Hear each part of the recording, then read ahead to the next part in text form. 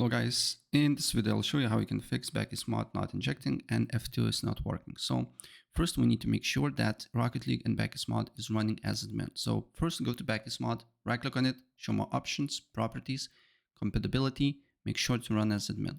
Then we need to go to Epic Games Launcher, look for Rocket League on library, and then we need to sort it out by recently played, for example, or from A to Z.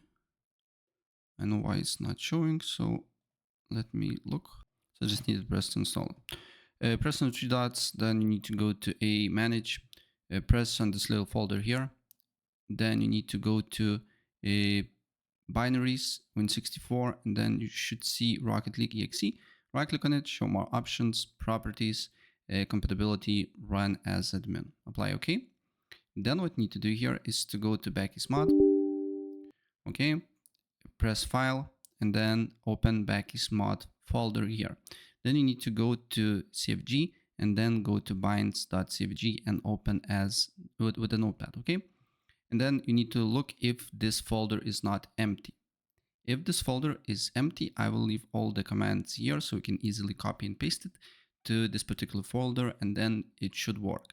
And also what you can do here is to change binds. So as you can see here, for me, F2 is toggle menu settings. So this means if I press F2, it should open menu. So maybe change to, I don't know, F3 and look if the problem persists or not by saving the files. But the main reason is basically with the admin thing here, and also in the CFG file, for some of the people, this file is empty. So you just need to copy and paste the particular options here and it will work. So I will leave this file basically in the video description so you can easily copy and paste it. That's pretty much it.